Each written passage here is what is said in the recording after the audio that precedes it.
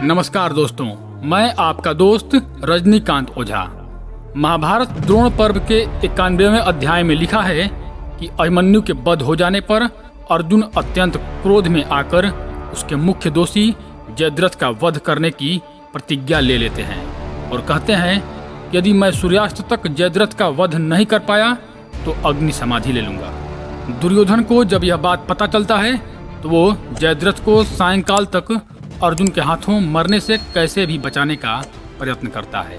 इसलिए कौरवों के सेनापति द्रोणाचार्य जयद्रथ को बचाने के लिए अकाट्य कमल व्यूह का रचना करते हैं और जयद्रथ की सुरक्षा में कर्ण, अश्वत्थामा, कृपाचार्य, दुर्योधन जैसे अनेकों महारथियों को लगा देते हैं और स्वयं उस व्यूह के मुख्य भाग पर अपनी सेना के साथ खड़े हो जाते हैं। उसके बाद द्रोणाचार्य और अर्जुन का आमना सामना होता है।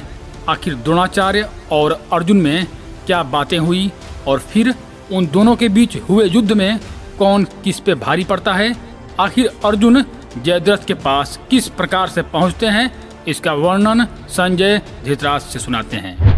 संजय कहते हैं, राजन, दुशासन की सेना का संहार करके सव्यसाची महारथी अर्जुन ने सिंधुराज जयद्रथ को पाने की इच्छा रखकर द्रोणाचार्य की सेना पर धावा किया। व्यूह के मुहाने खड़े हुए आचार्य द्रोण के पास पहुंचकर अर्जुन ने भगवान श्री कृष्ण की अनुमति ले हाथ जोड़कर इस प्रकार कहा, ब्राह्मण, आप मेरा कल्याण चिंतन कीजिए, मुझे स्वस्ति कहकर आशीर्वाद दीजिए।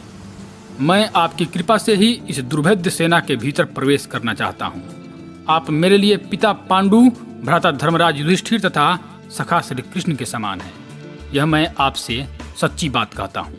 तात, जैसे अश्वत्थामा आपके लिए रक्षणीय है, उसी प्रकार मैं भी सदैव आपसे संरक्षण पाने का अधिकारी हूँ। हे नरश्रेष्ठ, मैं आपके प्रसाद से इस युद्ध में सिंधुराज जयद्रथ को मारना चाहता हूँ। हे प्रभु, आप मेरी इस प्रतिज्ञा की रक्षा कीजिए। संजय कहते हैं, महाराज, अर्जुन के ऐसा कहने पर उस समय द्रोणाचार्य ने उन्हें हंसते हुए से उत्तर दिया, अर्जुन, मुझे पराजित किए बिना जयद्रथ को जीतना असंभव है। अर्जुन से इतना ही कहकर द्रोणाचार्य ने हंसते हंसते रथ, घोड़े, ध्वज तथा सारथी सहित उनके ऊपर तीखे बाण समूह की वर्षा आरंभ कर दी। तब अर्जुन ने अपने बाणों द्वारा द्रोणाचार्य के बाण समूहों का निवारण करके बड़े बड़े भयंकर बाणों द्वारा उन पर आक्रमण किया। उन्होंने द्रोणाचार्य का समादर करते हुए क्षत्रिय धर्म का आश्रय ले पुनः 9 बाणों द्वारा उनके चरणों में आघात किया। द्रोणाचार्य ने अपने बाणों द्वारा अर्जुन के उन बाणों को काटकर प्रज्वलित विष एवं अग्नि के समान तेजस्वी बाणों से श्री कृष्ण और अर्जुन दोनों को घायल कर दिया। तब पांडुनंदन अर्जुन ने अपने बाणों द्वारा द्रोणाचार्य के धनुष को काट देने की इच्छा की। महामना अर्जुन अभी इस प्रकार विचार कर ही रहे थे कि पराक्रमी द्रोणाचार्य ने बिना किसी घबराहट के अपने बाणों द्वारा शीघ्र ही उनके धनुष की प्रत्यंचा काट डाली और अर्जुन के घोड़ों, ध्वज और सारथी को भी बिंध डाला। इतना ही नहीं, वीर द्रोणाचार्य ने मुस्कुराकर अर्जुन को अपने बाणों की वर्षा से आच्छादित कर दिया। इसी बीच में संपूर्ण अस्त्रवेत्ताओं में श्रेष्ठ कुंती कुमार अर्जुन ने अपने विशाल धनुष पर प्रत्यंचा चढ़ा दी और आचार्य से बढ़कर पराक्रम दिखाने की इच्छा से तुरंत 600 बाण छोड़े।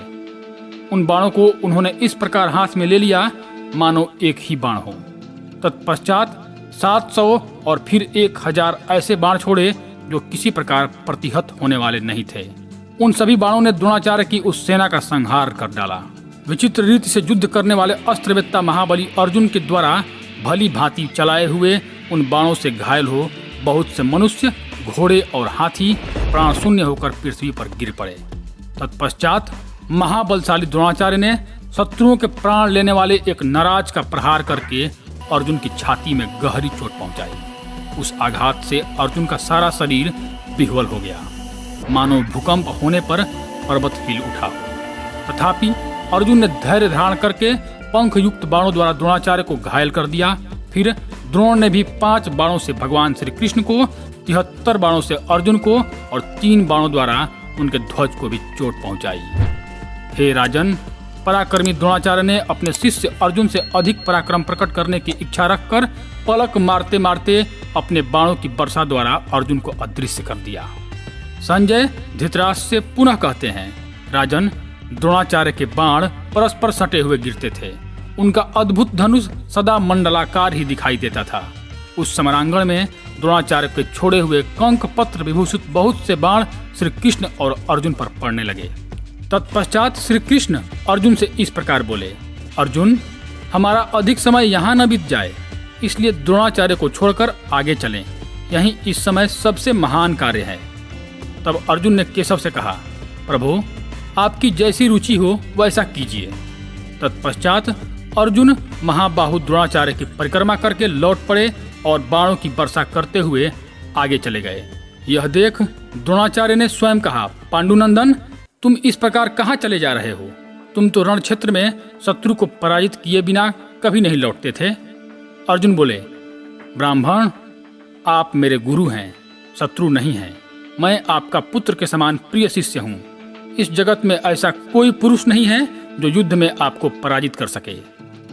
ऐसा कहते हुए महाबाहु अर्जुन ने जयद्रथ वध के लिए उत्सुक हो बड़ी उतावली के साथ आपकी सेना पर धावा किया। तो दोस्तों, यह था पूरा वृत्तांत। यदि आपको यह जानकारी अच्छी लगी हो तो कृपया हमारे चैनल को सब्सक्राइब कर दें। धन्यवाद।